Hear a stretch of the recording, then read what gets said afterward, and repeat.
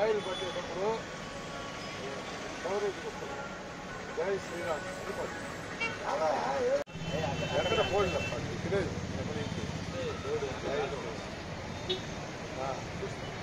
Mister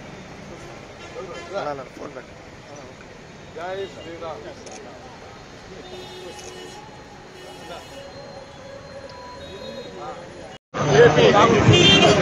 జై శ్రీరామ్. ఎన్నో జన్మల పుణ్యఫలం ఈ తరంలో మనందరం జన్మించటం, ఇంతటి సుదినంలో మనందరం ప్రత్యక్షంగా ఇంత చక్కటి అవకాశాన్ని పొందటం 500 సంవత్సరాల నుంచి ఎంతో మంది పోరాటాల ఫలితం, ఎంతోమంది ఆశలు, ప్రార్థనలు, వాళ్ళందరి దీవెనలతో మరింత శక్తితో ఈరోజు బాలరాముడి రూపంలో మన రామయ్య మళ్ళీ తిరిగి అయోధ్యలో పునర్నిర్మాణం చేసుకున్న ఆలయంలో ప్రతిష్టా కార్యక్రమంలో అత్యంత వైభవపేతంగా దేశమంతా కాకుండా ప్రపంచమంతా ఈరోజు సంబరంగా చేసుకుంటున్న ఈ వేళ మనందరం కూడా ఈ తరంలో మనం జన్మించడం నిజంగా నేను ఇందాక చెప్పినట్టుగా మన పూర్వజన్మ సుకృతం. ఎన్నో తరాలు కలలు కన్నా ఈ సుదినం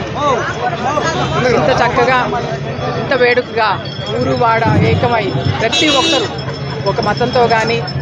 ఒక రాజకీయ పక్షంతో కానీ సంబంధం లేకుండా ప్రతి ఒక్కరు కలిసి వచ్చి ఇలా ప్రతి వాడలో కూడా ఏర్పాటు చేసుకుని సామూహికంగా అందరూ కలిసి చేసుకుని ఒక పండగలాగా దీన్ని నిర్వహించుకోవడం చాలా సంతోషం. ప్రత్యేకంగా ఇక్కడ శివాజీ సెంటర్లో అనునిత్యం మన పండుగలు, మన సాంప్రదాయాలను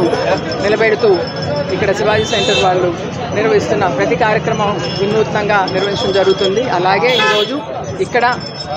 అయోధ్యలోని శ్రీరామ మందిర ప్రాణ ప్రతిష్ఠా కార్యక్రమాన్ని ప్రత్యక్షంగా ఇక్కడ వీక్షించేందుకు పెద్ద ధరను ఏర్పాటు చేసి స్వామివారి కార్యక్రమాలన్నీ చాలా చక్కగా ఏర్పాటు చేయటం, దాంట్లో నేను వచ్చి ఇక్కడ పాల్గొనటం నిజంగా కూడా నాకు చాలా సంతోషాన్ని ఇస్తుంది. ముందు చెప్పినట్టుగా ఈ విజయం ఏ ఒక్కరికో లేకపోతే ఏ ఒక్క సంస్థకో చెందింది కాదు, ఎంతోమంది పోరాటాల విజయ ఫలితమే ఇది. అలాగే శ్రీరామచంద్రుల వారి కృపా కటాక్షాలు ఉండబట్టే మనం ఈరోజు మన దేశంలో మనం హిందువులుగా, లేకపోతే హిందూ అనేది ఒక జాతీయ జీవన విధానం కాబట్టి మనందరం ఇక్కడ భారతదేశంలో బిడ్డలమై ఉండటం, భారతమాతకి సేవ చేసుకోవటానికి శ్రీరామచంద్రుడు వంటి వారికి వారసులుగా మనందరం ఉంటాం ఎన్నో జన్మ సుకృతంగా భావిస్తూ అందరూ కూడా శ్రీరామతత్వాన్ని అలవపరుచుకుని మంచిని పెంచే విధంగా చెడుని, ఎటువంటి చెడునైనా తట్టుకుని నిలబడి తొనకుండా ఆ శ్రీరాములు వారు చెప్పినట్టుగానే శత్రువునైనా కూడా ఆ క్షణాన వారు చేసిన చెడుని వదిలించిన తర్వాత మిత్రులుగా భావించి ముందడుగు వేయవలసిందిగా కోరుకుంటూ భారతదేశం ఎల్లప్పుడూ ఆ శ్రీరామచంద్ర వారి కృపా కటాక్షం పాల్గొవాలని కోరుకుంటూ